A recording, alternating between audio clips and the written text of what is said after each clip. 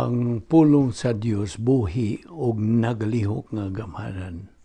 Labi pang mahait kaysa espada nga duhay sulab ug modulot ngadto sa gitagbuan sa kalagaw espiritu sa mga lutahan ug sa mga kauyukan ug mutugkad sa mga huna-huna ug katuyuan sa kasing-kasing.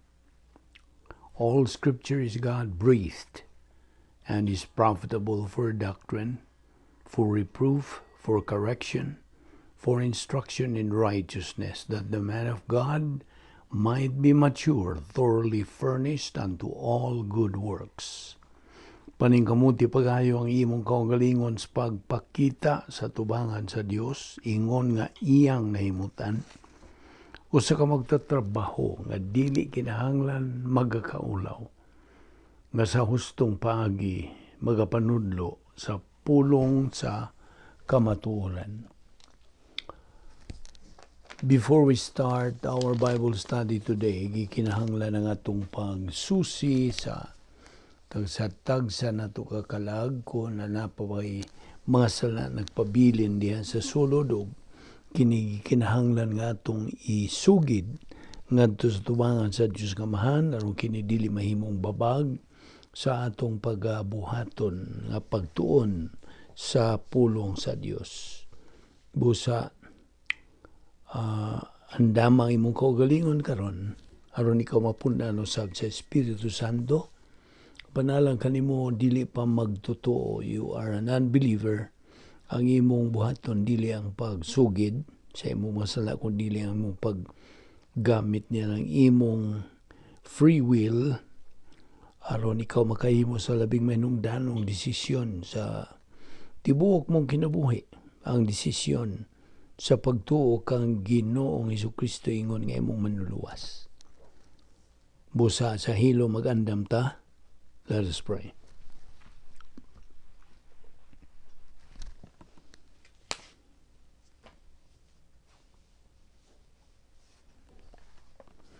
Amahan na mo langit no, nagapasalamat kami kanimo nining lain na sa mga higayon sa among pagpadayon sa pagtuon sa imong pulong. Salamat nining adlaw nga imong ilugway pa sa among kinabuhi.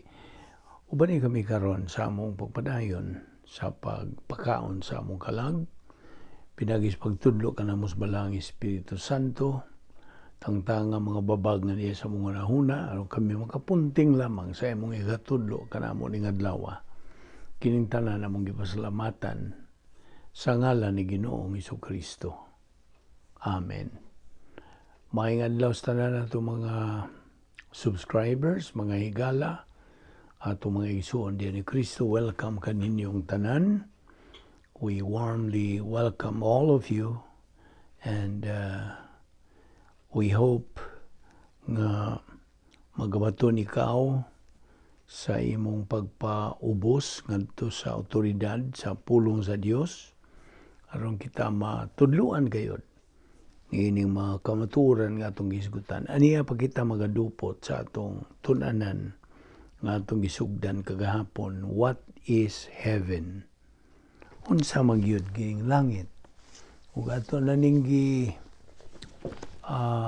hisgutan kagahapon nga ang langit, well, daghan man yung mga tao nga buot lagi mo adto sa langit. Apan dili man ang tanan ang makadto. Kay na may paagi sa Dios nga atong sundon unsaon kita makasulod sa langit. Now we have already defined what heaven is. The spiritual heaven, where God and His loyal angelic sons live, is astronomically well beyond the clouds. But spiritually speaking, heaven is a prepared place for prepared people. Katong mga luwas, regenerate people, the very place where God lives eternally. Ug atong gihisgutan katong tulo ka literal nga mga dapit nga gitawag og langit nga unsay latid diha sa Biblia, dunay tulo ka literal places. First, the sky where clouds are. Number 2, the cosmos or space, kawalangan. O ang ikatulo, the spirit realm nga gitawag og langit. Diya sa 2 Corinto 12:2 nga diin atua ang Dios mahimutang og nagapuyo. Now, ato na po nga gisgutan kagahapon nga ang Biblia nga mao ang way pagkasayop nga pulong sa Dios nagahulagway sa langit as the home of every believer in Christ, and which is otherwise called home sweet home or glory land. Kaya ang langit gigarantiya man sa matag magtotoo. 1 Peter chapter 1 verses 4 and 5. Therefore, matag usa ka magtotoo, gikinahanglan niya nga siya suhito og samot. He must become more acquainted niining iyang puloy-anan na unya sa dayon nga mao ang langit. Now, so daghan pa man gyud ang naglibog. Unsa man gyud ang langit? What heaven really be like? Again, ang Biblia nagahisgot og langit sa 559 kay gayon, 559 times. Ug kini nagasangkap sa tukma gyud, hipno gyud, definite ang gidetalye gyud nga kasayuran bahin sa langit. So ang langit mao ang home sweet home sa tanan nga mga magtotoo. Now, someone has said that heaven is a prepared place for prepared people. Kung giingon ni mo di padugay. It is every believer's next home. Sunod niya, ug dayon na niyang puloy-anan, and he should expect it to be there relatively sooner or later. Depende kini, agad lamang kini sa perfect timetable sa Dios. So, mabitaw to si Pablo was caught up to the third heaven, dito sa paraiso. Iyang nadungog ang dili matukib nga mga butang. He heard inexpressible things. Mga butang ang tao wa tuguti sa pagtugan. Things that man is not permitted to tell. 2 Corinthians 12:2-4. Mabita to ang libro ni J. Oswald Sanders, gi uluhan og Heaven Better by Far. Iyang gi hulagway ang langit based on biblical description nga mao kini ang kinatasan, kinabalaan, most joyous experiences of earth will be far exceeded by the realities of heaven. So, dili ni mo masukod, dili ni mo matukib ang hulagway yun sa langit. Heaven is so much better than the best experiences of earth. Nga ang usa can summarize only a few of its benefits and blessings. Anto bitong gisutan kagahapon nga we will enjoy eternal life in the immediate presence of the triune God. Excuse me. Mauna nga didto di gyud masukod, di gyud matugad ang kalipay nga imo nang matagamtaman didto kay hangtod na kana. Nya tuwa gidayan-dayanan ang mga kadalanan didto puro mga bulawan. So ang Dios nag-andam og kalipay nga wa nay kanang katapusan, unending happiness alang niadtong nagahigugma kaniya. 1 Corinto 2:9. Og Tuwa dito akatong kahoy sa kinabuhi uban sa mga bunga nini nga makatambal ang mga dahon nini. Unya tuay puro nga kanang river, pure river of water of life. Klaro, tinaw kayo sama sa kristal, proceeding out of the throne of God and the Lamb sa karniro. Unya, na dito ang siyudad nga wa na kinahanglan ng adlaw, wa kinahanglan na sa buwan nga mo sidlak niini tungod kay ang himaya sa Dios mao'y nagadanag ka didtong dapita. For the glory of God did light in it. And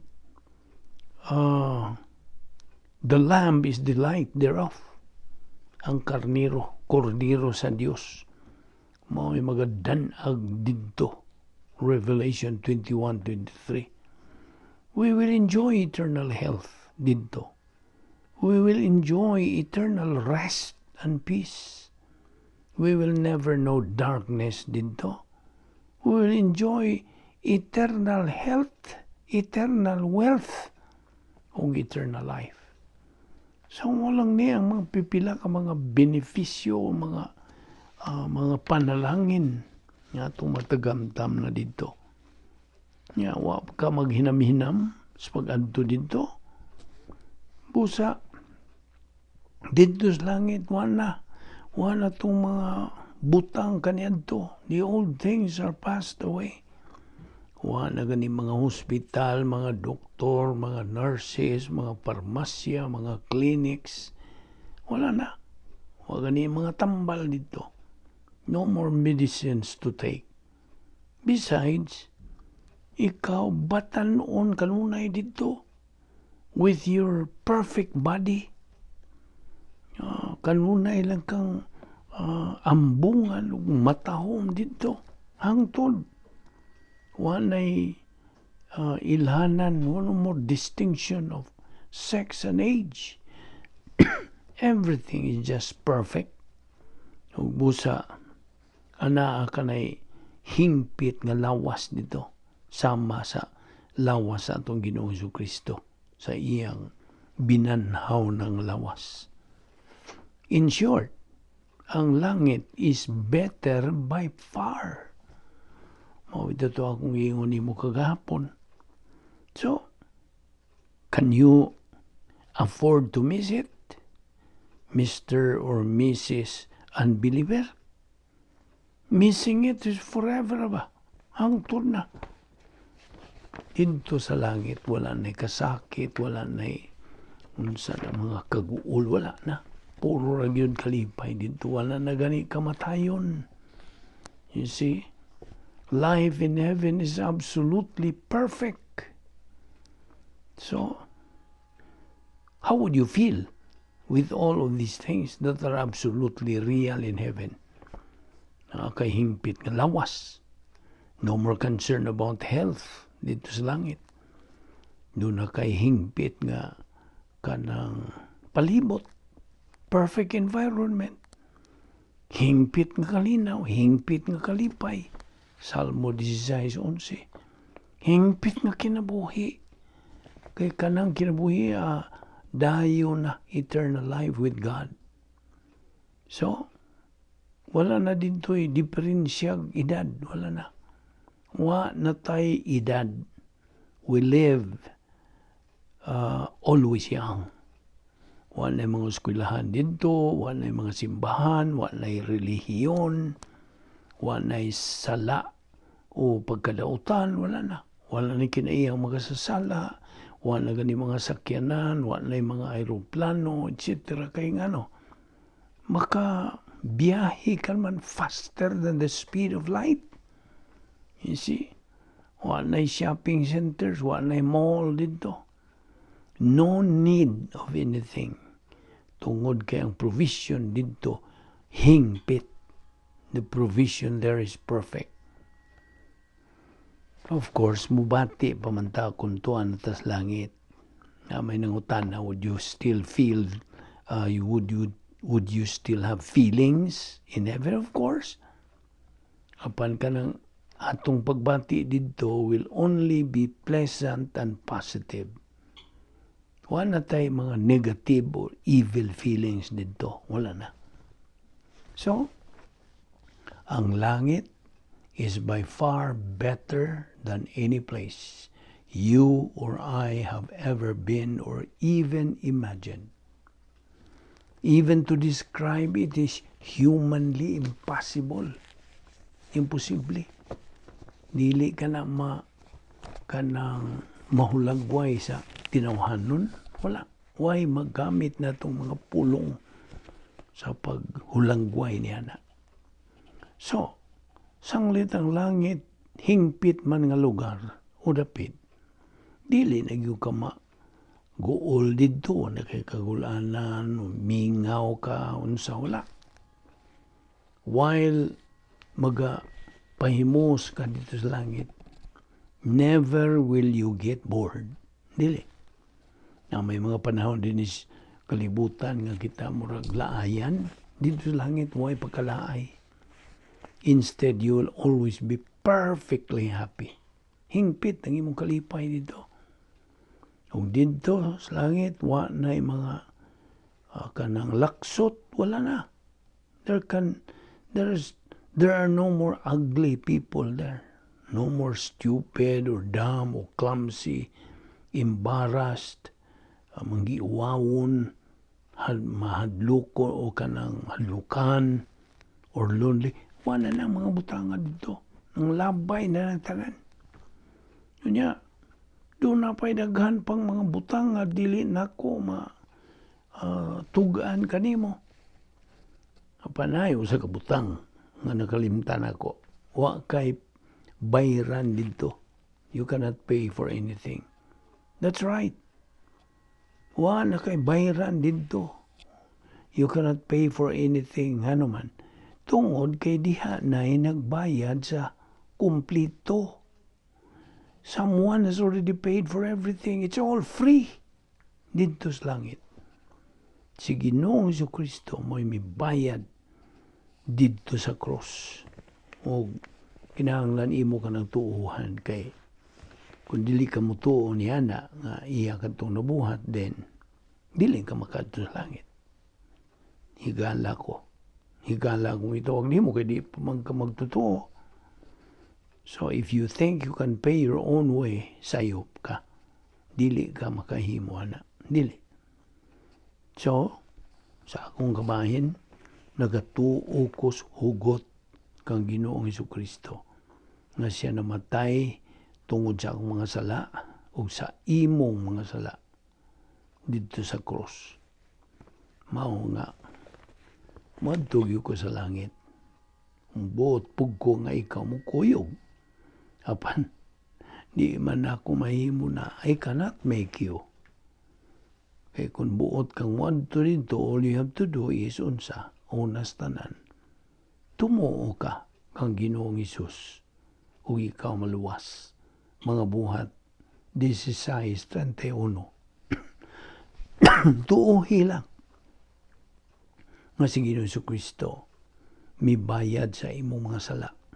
Namatay siya dito sa cross alang kanimo. Na ayon lag isulti ka na sa kusog. You don't have to say it to me. You don't even have to say it loud. Una-una lang. Diha sa mo una-una. Ingnay mo kaugalingong mituo ko kang Ginoong Jesucristo. That's it. So, ang imong kaluwasan, masulba diha. Pinaagi lamang siyang pagtuo kang Ginoong Jesucristo nga imong personal nga Diyos ug manluluwas. Automatic nga ikaw paingon nas langit ug tagalangit ka na. Believing in the fact nga si Ginoong Jesucristo namatay dito sa cross, di ba kasaysayan man lang na. Tanan mang taon mutuo niya na namatay siya dito sa cross. Apan kung ikaw mutuo in the fact nga siya namatay dito sa cross alang kanimo, mo ni kaluwasan. So sabtagi na. sabta ka ng mga butanga kay may nung danon ka na. Sumaw na nga, kita ra bang mga magtotoo? Sa di pa kita mo adto sa langit, human yun sa pagsakgaw. Diba nini, human sa pagsakgaw, ang sakgaw rapture. Immediately after the rapture, there is going to occur the final evaluation of believers. Ay kanang panapos na kini nga pagtasal kanatong mga magtotoo. Si Ginoong Jesucristo maoy muhimos pagtasal sa mga kinabuhi sa mga magtotoo o mo apod-apod siya sa mga ganti accordingly ngadto ni natong mga magtotoo. He does so as judge. Ingon nga maghukom na siya. Ingon nga Chief Justice of the Supreme Court dito sa langit. John 5:22, for the Father judges no one, but has committed all judgment to the Son. Mo-function sa Ginoong Kristo ingon nga maghukom tungod kay ang tanan nga mga panalangin sa Dios, in fact, all imputations nagagikan man sa hustisya sa Dios. Ang Dios mahimaya in demonstrating His ability to bless man totally. Nga way pagkompromiso sa iyang pagkamatarong ingon nga Dios. Mahimaya ang Dios to the ultimate by what He will give in that final imputation. So, walay magtotoo sud ni katuigan simbahan ang paghahatagan o pagtasal hangtod ang intiro nga harianong panimalay na porma na the corporate completion of the body of Christ. Only then nga mahitabo na ang resurrection or rapture niyan ang panahon na. In that moment, ang matag sakop sa harianong panimalay sa Dios mudawat na lawas exactly sama sa resurrection body ni Ginoong Jesucristo. Nga wa nay old sin nature, wala nay good and evil. Wala na. Hinumdumi. Nga ang matuod yung pagkasiya sa magtotoo is unsa? Na diha sa iyang kalag ug sa iyang tawhanong espiritu. His real self in his soul is in his soul and human spirit. Ang lawas niya ingon nga magtotoo, igo lang kana nga murag bahay. It's simply a home, a house, or temporary residence. Niya ng pagkasiya. The body is simply a house or temporary residence for the real person. Now, ang mibiya na nga magtotoo sakop sa katuigan sa simbahan ug ang iyang tawhanong espiritu with eternal life intact, kini magahiusa uban sa iyang interim body taghuwat nga lawas. Lucas 16:19-31, to dwell in heaven with the Lord. 2 Corinthians 5:1-6, 1 Thessalonians 5:23. Ang matag usa is fully conscious.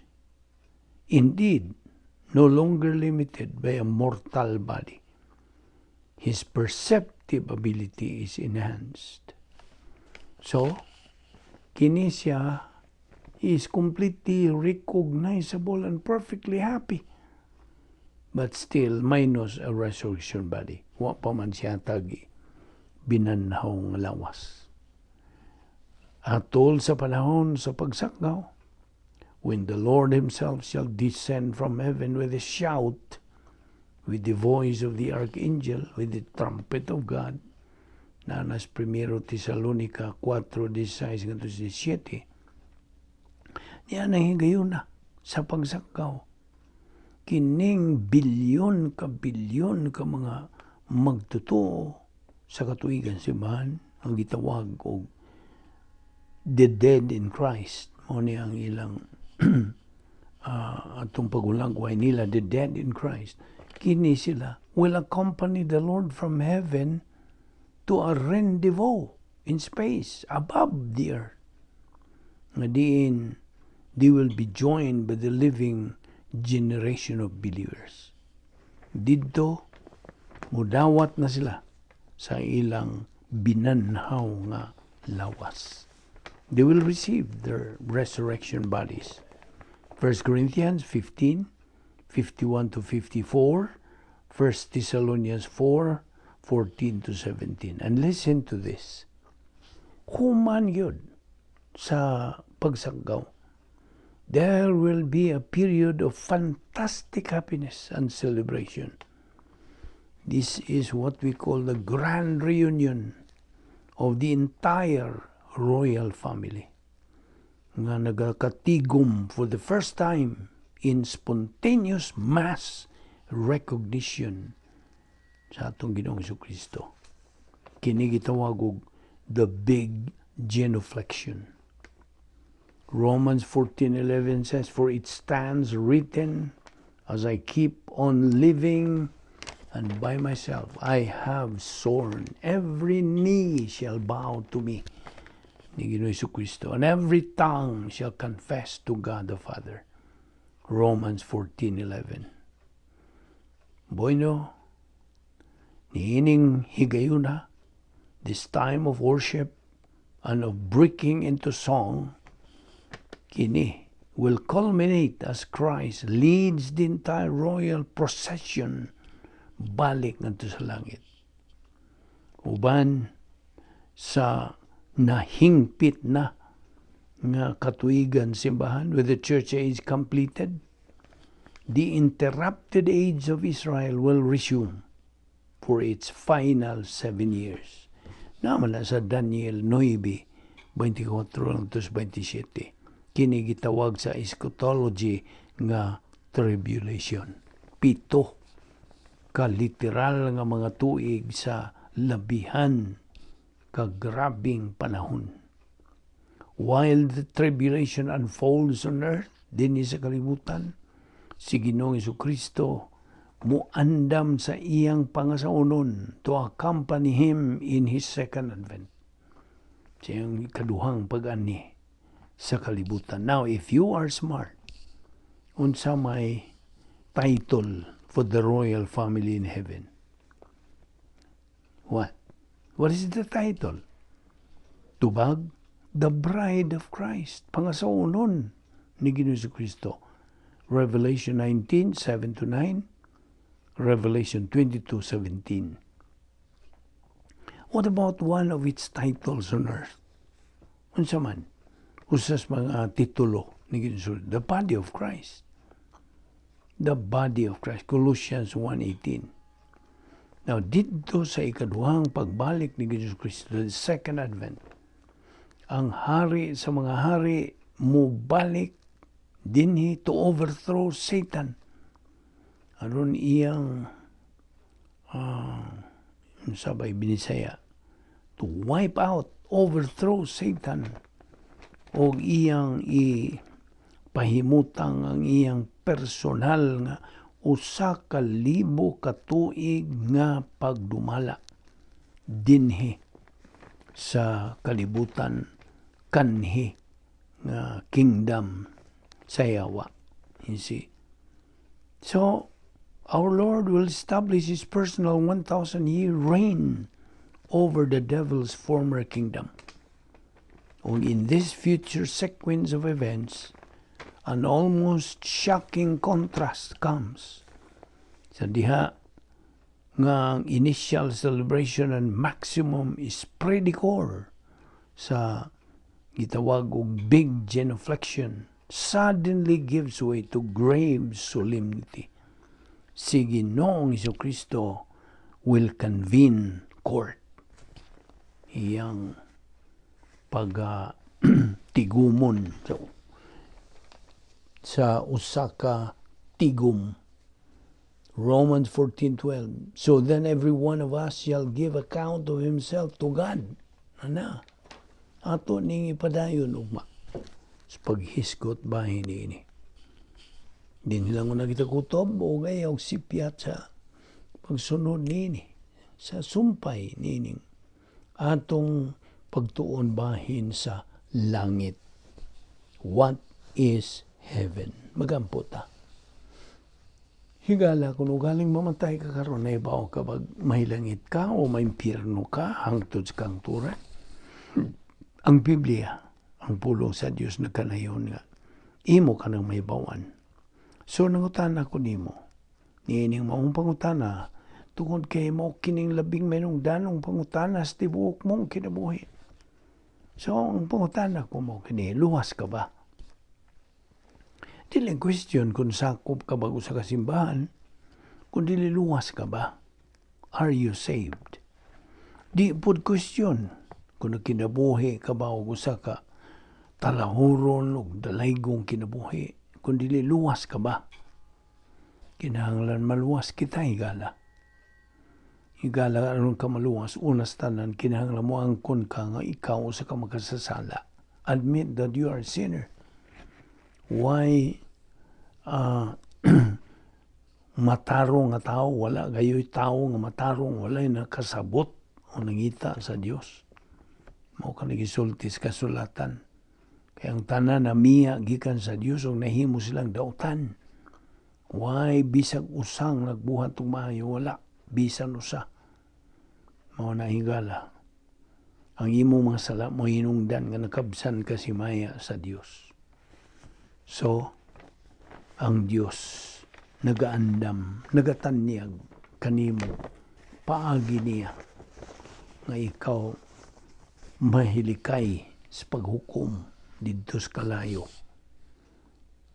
God is offering His rescue. Ikaw may balik usab ngadto sa iyang himaya. You will be reconciled to Him. Kinahimulag man ang tao. Gumikan sa nabuhat sa itong unang ginikanan. Aron kita may balik ngadto sa Dios, usa ka paagi ang iyang giandam. Tumuo ka kang Ginoong Hesus ug ikaw maluwas. Maura. Unsa kayano ang iyang paagi. Nilibot ang Dios nga malibog pa ang tao. Yano, simple, narani mong mudawat ka ba niya o dili? Na kay kabubuton. So ang tiyang tugon mo kini. Kung buot kang may langit, buot kang maluwas, tumuo ka kang Ginoong Hesus ug ikaw maluwas. Mga Buhat Kapitulo 16, versikulo 31. Magampo ta. Bala na mga Diyos, salamat. Niining grasya nga mong ipahimuslan. Niining adlaw, hinaut. Nga kini mahimong panalangin sa mong kinabuhi. Nga mong magamit sa mga dalawang panginabuhi. In our spiritual momentum, andama lamang kami o Diyos, nga kami magkabot-unta sa among tumong nga mao ang espiritualong paghamtong nga diin na kanamo ang katakos sa pagkinabuhi. Salamat ning among Bible study through the YouTube. Kining tanan among ipasalamatan sa ngalan ni Ginoong Jesucristo. Amen.